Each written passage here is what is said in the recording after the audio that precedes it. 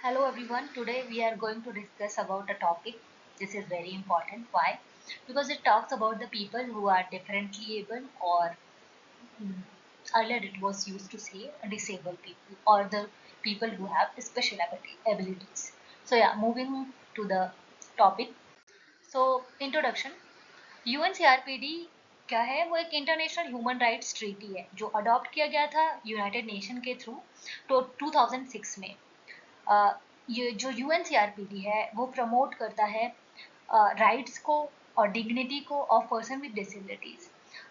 UNCRPD although it was signed in 2000 like adopted in 2006 but ये कब ये existence में कब आया then it came into force in 3rd May 2008 and there are 193 countries which are part of this United Nations Convention on Rights of Person with Disabilities. And yeah, moving on to the next slide.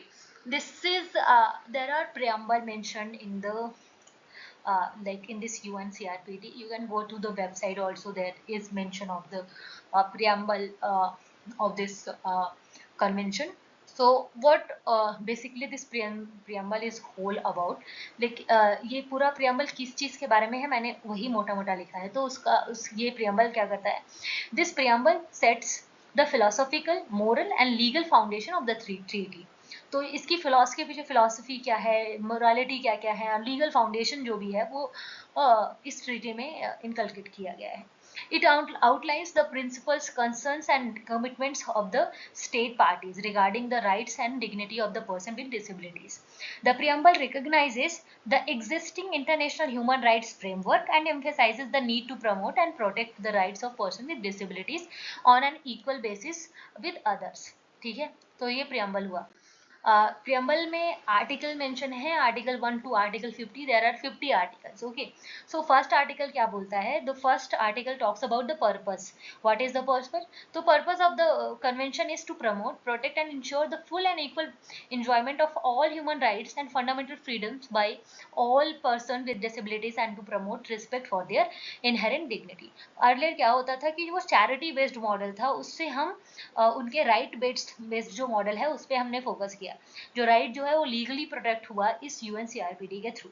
Earlier हमारे यहाँ भी India में भी आरपीडब्ल्यू है, like PW act था 1995 का, और उसके पहले भी बहुत सारे ऐसे ट्रीटीज, ऐसे बहुत सारे स्टैट्यूटरी बॉडीज इंडिया में भी बनाई गई जो पर्सन के राइट्स को देखती थी. बट अभी इंटरनेशनल लेवल पे यूएनसीआरपीडी ही ऐसा है जो ओवरऑल इंडिया के ओवरऑल इंटरनेशनल ह्यूमन राइट्स की बात के बारे में बात करता है. Moving on to the article 2. Article 2 talks about the definitions, like it defines the basic terms which includes communication, what is the communication, what is language mean, और discrimination based disability का मतलब क्या होता है, reasonable accommodation देने का मतलब क्या होता है, और यूनिवर्सल डिजाइन का मतलब क्या होता है. ये सब आर्टिकल 2 में मेंशन है. और you can go to the website also if you want. I will give you that link also, but you can search on Google and you will get the link of that, and it comprehensively it is mentioned. Foundational articles में बात किया जाए article 3 की, तो वो बात करता है जनरल. मैंने इसको डिवाइड किया है आर्टिकल्स को उनके बेसिस पे कुछ कुछ. तो आर्टिकल 3 बात करता है जनरल प्रिंसिपल्स की. This sets out the guiding principle of the convention such as inherent dignity, individual autonomy, non discrimination and full participation. Article 4 talks about general obligation. 5 equality and non discrimination. I will not read, you can read. Moving on to the Article 12, this is called equal recognition before the law. Article 19 talks about living independently and being included in the community. अगर हम इनको इनके rights देंगे, इनके जो differently able लोग हैं उनको अगर उनके rights मिलेंगे, अगर उनको उनकी एबिलिटी के बारे में पता होगा, तभी वो अपने आप के लिए काम कर पाएंगे और दूसरों पे ज़्यादा डिपेंडेंट ना होंगे, खुद के लिए भी वो सेल्फ डिपेंडेंट होंगे. That is important. तो लोग उन्हें वेट की तरह ना देख के उन्हें एक एक उन्हें dignified individual in the society की तरह ट्रीट करेंगे. अगर आर्टिकल की बात करें तो कुछ आर्टिकल स्पेसिफिक राइट्स और वल्नरेबल ग्रुप्स के बारे में भी बात करते हैं. Article 6 talks about women with disabilities, addressing the specific challenges faced by women and girls with disabilities. Article 7 talks about the children with disabilities. Children with disabilities के लिए क्या क्या करना है आर्टिकल 7 में बहुत कॉम्प्रिहेंसिव तरीके से लिखा है. आर्टिकल 8 जो है वो अवेयरनेस रेजिंग के बारे में बात करता है कि सोसाइटी उसको टैबू जैसे ना ट्रीट करे कि भाई ये सुपरस्टिशन जैसे अर्लियर हिस्टोरिकल पीरियड में होता था ये वगैरह. अब उन्हें वो एक इंडिविजुअल और वो एक इंडिविजुअल है, उन्हें डिग्निफाइड मेंबर है ऑफ द सोसाइटी, तो उन्हें वैसा ही ट्रीट किया जाए. ठीक है. Article 9 talks about the accessibility. What are the accessibility?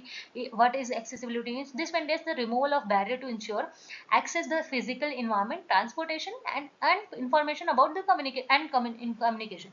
ठीक है. आर्टिकल 16 जो है वो बात करता है freedom from exploitation, violence and abuse. Article 21 same. Then 24 is important because it talks about inclusive education. Students should be included in the inclusive environment. Why? Because if they will be able to do it, then it will be good. की obligation क्या है article? Access and inclusion, support and accommodation, skill development, qualified teacher, higher what is this? Higher and lifelong learning. So these are the key obligation of the article that we have discussed in article 24. So अब ये monitoring और implementation के बारे में article 30 से लेके 31 से लेके 34 तक मेंशन है. तो पहला आर्टिकल जो 31 है वो बात करता है स्टैटिस्टिक्स एंड डेटा की. ठीक है. तो अगर डेटा होगा तभी तो काम हो पाएगा ना भाई. तो आर्टिकल 33 बात करता है नेशनल इम्प्लीमेंटेशन एंड मॉनिटरिंग की. आप इसको पढ़ सकते हैं. ठीक है. आर्टिकल 34 बात करता है committee on the rights of person with disabilities.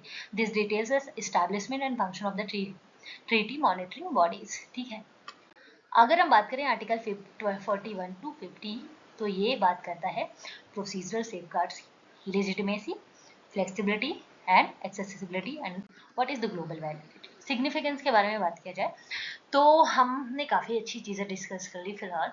तो सिग्निफिकेंस के बारे में बात करते हैं. तो सिग्निफिकेंस क्या है? यूएनसीआरपीडी जो है वो more than a treaty, it is global movement है. ठीक है. मूवमेंट मैंने बताया कि पहले क्या होता था भाई, पहले इसको चैरिटी बेस्ड मॉडल समझा जाता था. ठीक है. I won't be able to write I guess. ठीक है. So charity, let me try. So charity based model से ये हो गया किसके? राइट बेस्ड मॉडल, जो कि जिसे मूवमेंट की तरह देख रहे हैं. एंड देन क्या है? Transform stability from welfare issue to human rights और provides a legally enforceable framework for states, inspires inclusive development and social justice worldwide. Conclusion: accessibility, non-discrimination and full participation. UNCRPD provides legal and moral framework. And now in essence the UNCRPD is not just a treaty, it is a call to action for building a world where nothing about us without us. Means हम अपने बारे में, हमारे बारे में बात नहीं कर सकते अगर हम खुद को उसमें इंक्लूड नहीं कर रहे. तो ऑफ कोर्स अगर आप सबके बारे में बात करें तो सबको इंक्लूड करना बहुत ज़रूरी है. This is what UNCRPD talks. It is a international treaty. International level पे पहली बार जो लीगली बाइंडिंग जो मेंबर स्टेट कंट्रीज थे उन पे लीगली बाइंडिंग था ये. So yeah this is all about this UNCRPD. Thank you so much. Let's meet in to the next video. Thank you.